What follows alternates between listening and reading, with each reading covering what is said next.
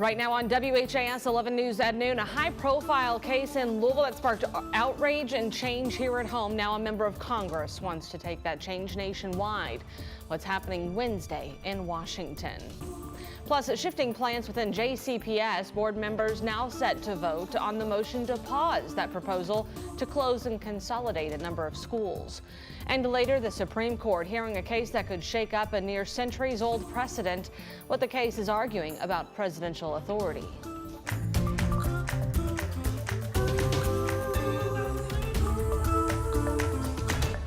Thanks so much for joining us here at noon on this Monday. I'm Brooke Hash. New today, Congressman Morgan McGarvey will reintroduce the Justice for Breonna Taylor Act. That bill, named after Breonna Taylor, would ban no-knock search warrants nationwide. Officers shot and killed her while doing a no-knock warrant back in 2020. McGarvey and Republican Senator Rand Paul first introduced that bill last year, but it did not go anywhere. McGarvey helped pass a no-knock warrant bill in Kentucky in 2021. He will hold a news conference Wednesday at Capitol Hill to speak about this issue. LMPD here back at home looking for the man who robbed a bank Saturday morning. It happened at a PNC branch off the Waterston and Bardstown Road. LMPD said a man entered the bank and demanded cash before leaving. It's unclear how much he got away with. LMPD's robbery unit is investigating. If you have any information on that theft, you are asked to call the anonymous tip line at 574-LMPD. State Farm Insurance just filed a motion to intervene in the wrongful death lawsuit against Brooke Hauk. Back in July, a jury convicted him for murdering his then-girlfriend Crystal Rogers, and he's currently serving a life prison sentence. He's also being sued by Crystal's mother, Sherry Ballard. Now, State Farm argues Hauk's renter's insurance does not cover the damages sought in the wrongful death lawsuit because the policy only applies to accidental bodily injury or property damage, not intentional acts as alleged in this case. State Farm's lawyers wrote in part, State Farm seeks to intervene for the purpose of participating in discovery and filing a dispositive motion on State Farm's coverage obligation. A judge is set to hear that motion on January 7th. Over the weekend, we learned the names of the two LMPD officers involved in a shooting that killed a man last week. They responded Thursday to a man pointing a gun at a woman near Red Deer Circle Apartments in Hurstbourne Acres. A small chase followed before the man pulled out a gun, and that's when officers Michael Crow and Austin Taylor shot and killed him. Officer Crow joined the force in 2017. Looking at his background, in 2021, he was part of an officer-involved shooting and given a warning for not using his lights and sirens during a chase. Officer Taylor was sworn in 2020 and has only a court attendance violation on his record. The body cam video will be released on or before December 18th. 12:01 here on your Monday, and a snowy start at that. Talking with meteorologist Matthew Willoughby about the chances of any further snow later on. Not too much this morning, Matthew.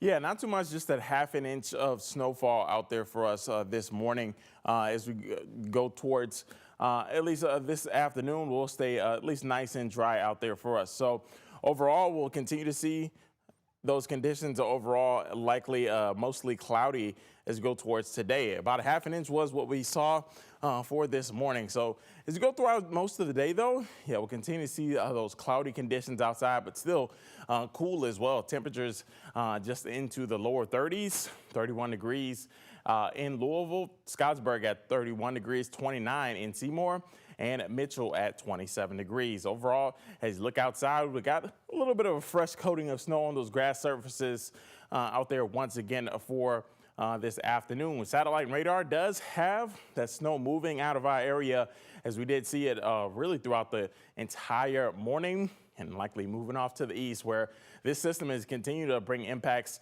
into far eastern Kentucky, well into West Virginia for us this afternoon. That Monday coffee planner only has temperatures rising to the mid-30s for today, just during your midday jolt, and really across the area, highs will only reach the mid-30s, 34 degrees in English, Hardinsburg 34, right here in Louisville 34 degrees as well. So it'll be another cold start to the week, but it will likely get even colder as we head towards not only Friday, but back into the weekend, where we can likely see highs into the lower 20s. I'll be telling you what you can expect for the week ahead coming up in just a few minutes. We'll send it back over to you, Brooke. Matthew, thank you. Plans are shifting within JCPS after the school board says it will now vote to pause a vote on cuts and consolidations to schools amid that massive budget deficit.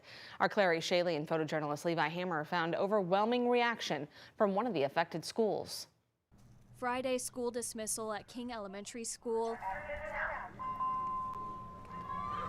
is called with the bell ringing a more uplifting tune. So we were kind of, in shock over that as teachers. We were relieved. Fourth grade teacher Ruthetta Ashley saw the news in class. The JCPS school board just after 3 in the afternoon calling for a hold on the proposal that would close, sell, and consolidate some schools like King. Is this truly the best decision to make, to close the last remaining elementary school in Shawnee? We feel that it's just not equitable to our families, and our children. The proposal came amid a $188 million budget deficit in the district. If closed, the plan suggests consolidating King Elementary School students into Maupin Elementary, about 3 miles south. They're calling for this timeout. In effect, they're saying to the superintendent, we need to think about this a little bit more. That's former JCPS board member Sam Corbett, WHAS11's longtime education expert. I guarantee you they all were overwhelmed with phone calls, emails, text messages, social media posts. They clearly heard from the community. The board is asking that Dr. Brian Yearwood and his team dedicate more time and resources to provide a more thorough and detailed justification for their recommendations, and are asking for this to include specific academic, fiscal, and logistical benefits for each proposed change. Corbett says there's no time for the school board to take a pause on decision-making, with decisions on the budget needing to be made by mid-January and the break coming for the holidays. They are under the gun. I would suggest 6 weeks maybe to make these decisions. You're already seeing a delay as it relates to the school closures. The time gives King Elementary hope. We are actually talking about perseverance at King Elementary this week. So this is a true message to these kids of never giving up, never losing hope. When things get tough, we've got to keep working and keep going. A lesson for the young minds of JCPS, while the top school administrators may be reviewing their notes ahead of the important school board vote. For WHAS 11, I'm Clarice Shaley on your side. Board members will now vote on that motion to pause the proposal in their December 9th meeting, that is tomorrow. They say this is not a vote against the need for necessary changes, but rather a step to ensure the process is as thorough as possible.